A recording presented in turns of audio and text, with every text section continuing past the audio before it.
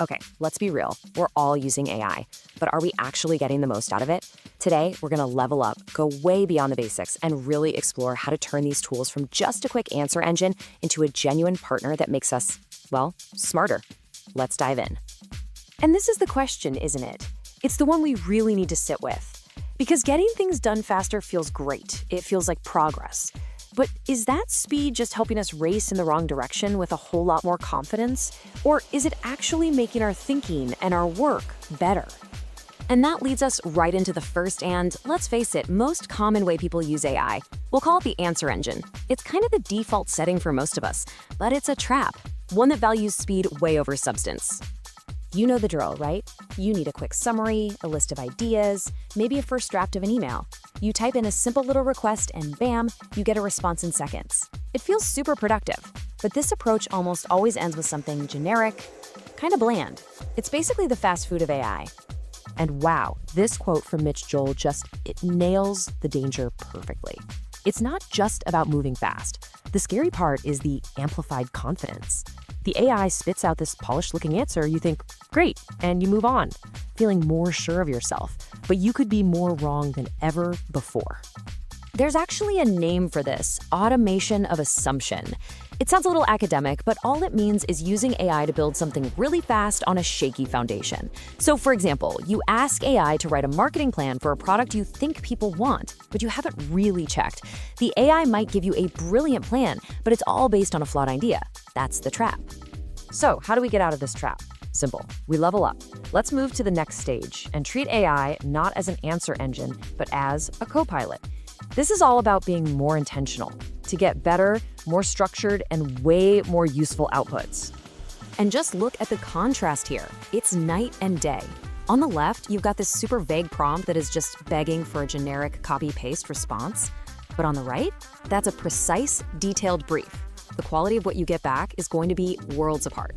Specificity is your absolute superpower here. So here's a great little mental model, the 4C framework. First up, creativity. Don't just say, write a blog post. Get specific, get interesting. Next, context. You have to explain the why. Who's this for? What's the goal? Then you add constraints. These are the guardrails. Tell it the tone, the length, maybe even words to avoid. And finally, clarity. Be crystal clear on what you want it to look like. Do you want bullet points, a table, a story? Tell it.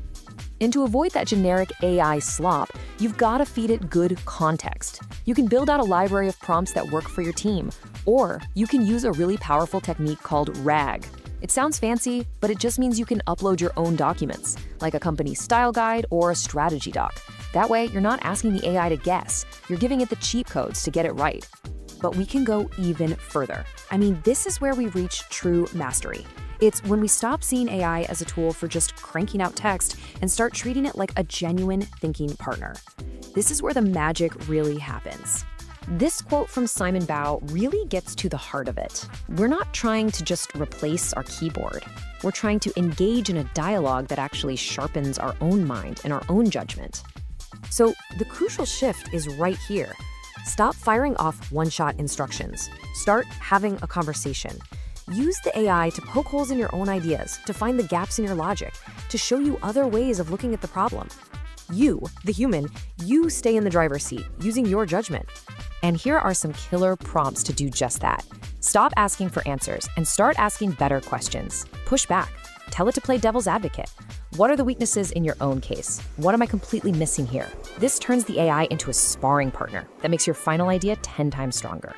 All right. So leveling up our AI game sounds great, but, and there's always a but, it's not always as simple as just writing a better prompt.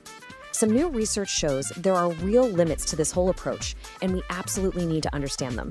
Let's look at the data. Researchers have been playing with this technique called meta-tuning. The best way to think about it is like an AI coach for your AI. You have a judge AI that looks at the output, points out what's wrong, and then uses that feedback to make the original prompt better for next time. It's this constant improvement loop. Now, the research is pretty clear. This kind of thing works great for basic problems. But, and this is a huge but, once you're already using sophisticated prompting methods or you're tackling really complex problems, the benefits start to get smaller.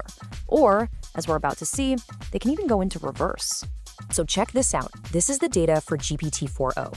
When you're already using an advanced method like chain of thought prompting, which is basically just telling the AI to show its work, adding this meta tuning on top gives you, well, you can see it, a tiny little bump. Just 1, maybe 1.5% better. It's an improvement, sure, but it's hardly a game changer. But now, get ready for this. This is where it gets wild. With another really powerful model, Gemini 1.5 Flash, adding more detailed prompt instructions actually made things worse. And not by a little. Look at that bottom line. Accuracy tanked by almost 33 percentage points. This is a huge deal. Sometimes trying to make a prompt better actually makes the AI dumber. So what on earth is going on here? Well, one of the leading theories is something called context saturation. Think about it like this. If you're giving someone directions and you give them way too much information, every single landmark, every possible turn, they just get confused, right? It becomes noise. It might be the same for AI. Too much instruction clogs up its reasoning. So what's the big takeaway from all this? It brings us right back to the most important point of all. In a world that is about to be flooded with cheap, AI-generated answers, your most valuable skill is something else entirely. This quote just says it all, doesn't it? Anyone can get an answer. Anyone. The real advantage, the thing that will set you apart, is the ability to think critically, to ask the right questions, and to have good judgment. That's the human skill that's not going anywhere. So here's the bottom line. The goal is not to outsource your brain. It's not to replace your judgment. It's to use this incredible technology to make your own thinking stronger. Use it to stress test your ideas, to sharpen your arguments, and to make your own judgment even better. And that leaves us with one final question to think about. Knowing that your judgment is your true superpower, how are you going to use AI tomorrow? Not for a fast answer, but as a real partner to help you strengthen it. Thanks for tuning in.